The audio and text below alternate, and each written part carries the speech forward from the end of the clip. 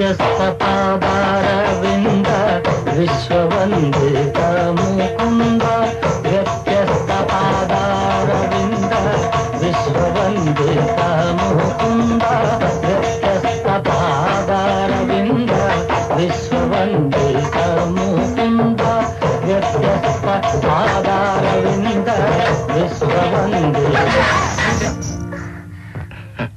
చూడు, అభ్యాసానికి కావలసిన ఆవేశం కాదు, ఆలోచన, అవగాహన.